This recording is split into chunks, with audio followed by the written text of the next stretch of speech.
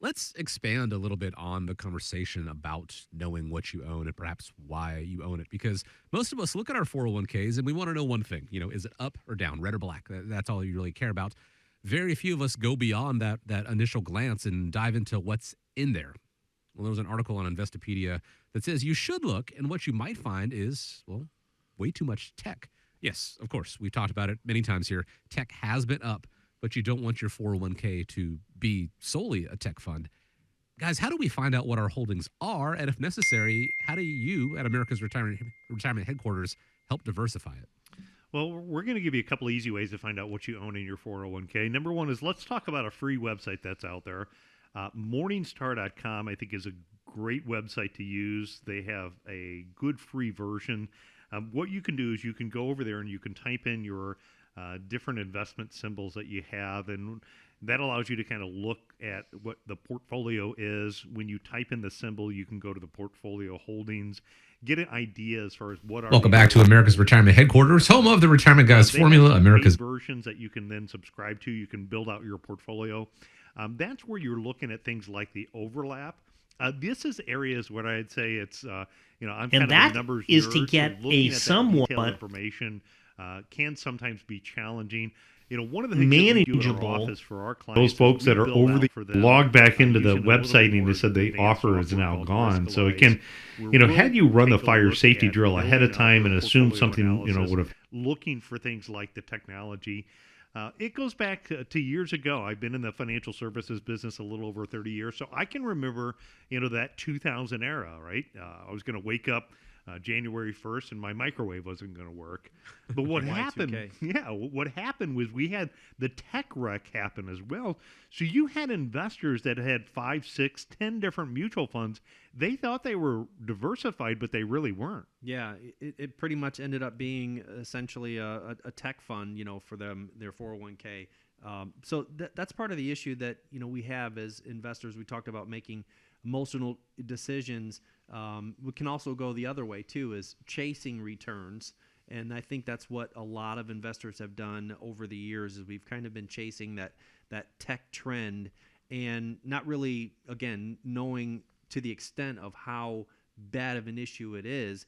To your point about Morningstar, I love Morningstar, and I think they do a really good job of giving you, as a novice investor, a good stamp of approval in their Morningstar rating. But you do need to go a little deeper, because you could have 5 or 6 different of the same funds that are all 5-star rated, and you thinking you're diversified.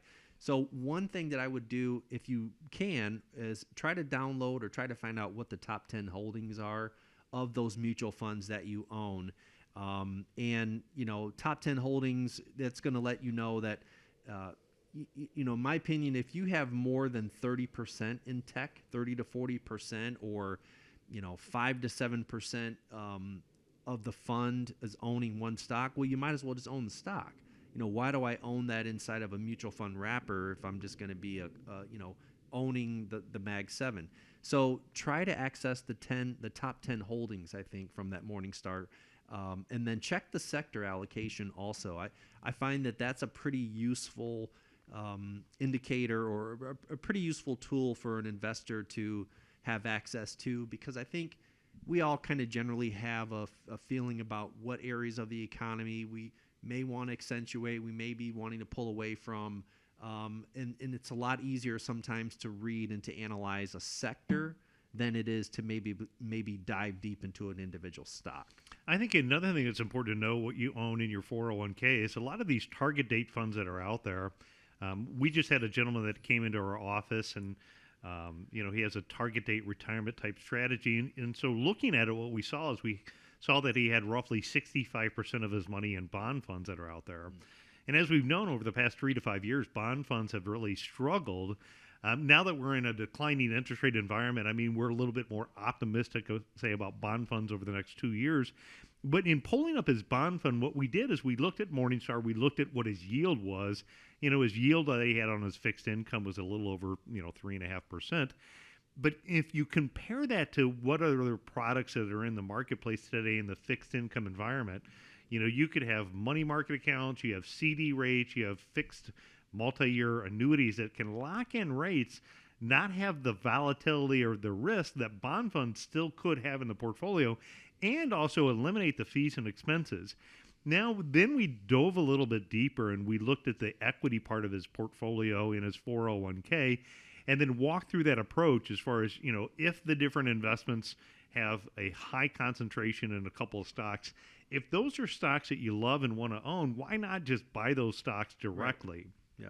Yeah. Sometimes people have choices. Traditionally, of course, if you've left your job, if you have an old 401k, you have options. If you are over 59 and a half, you may have options even if you continue to work. And for those of you that are under 59 and a half, you're still working. If you feel that you don't have options, I think one of the things that makes us unique here at America's Retirement Headquarters is years ago we launched a service. It's called Plan Confidence. You can look at our service at planconfidence.com. But what we can do is we can take the different investment choices that you have available within your 401k and help kind of lean over your shoulder, talk to you a little bit about your risk tolerance, talk to you about the difference between what is called strategic or tactical investing, and based upon where we see different market conditions that are out there, help give you a little bit more guidance about where to position your portfolio, help spend time kind of educating you a little bit about what you own in your 401k. To me, Chaz, a lot of people will come into the office and, I'll ask them about their 401k, and I'll oftentimes hear, well, I haven't changed it since day number one, or, it's been 5 or 10 years since I looked at my 401k. Yeah. We talked about that. That can be good and bad. I mean, if you're more apt, we talked about making emotional decisions. If you're more apt to, act on some of those feelings that you might have by looking at statements, then maybe it is better for you not to be looking at a statement. So, that's, again, part of the set it and forget it strategy. For some it works, for others it doesn't. I, have always just been a, advocate of taking control of what we can control. And that just kind of means more transparency, more tools in our tool belt, and, just making sure that we're doing everything that we can. And if we're on set it and forget it, it's not going to work.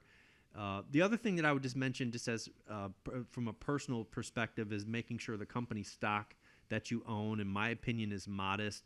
I mean, because the 401k is supposed to be safe. It's supposed to be money for your future.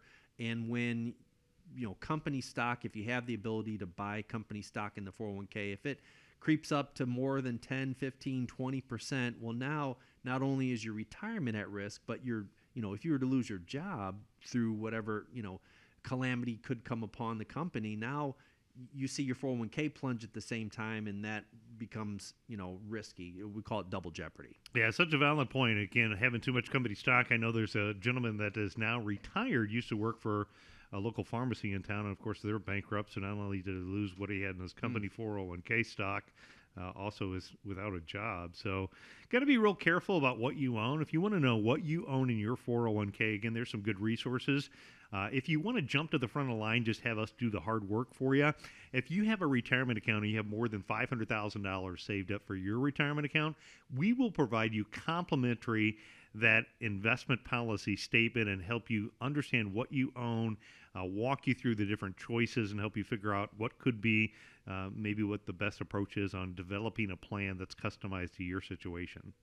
It is possible, not probable, but it is possible that the investment strategy you set out with, 15, 20 years ago could still be working for you optimally. More likely than not, that's not the case, but you don't know until you look under the hood and actually go beyond that first page of the prospectus and see, what actually is in there. If you need help with that, the team at America's Retirement Headquarters, they can help you out. All you need to do is reach out, set up a time, get a better understanding of what is in your 401k, 419-794-3030, or go to the website. It's arhq.com.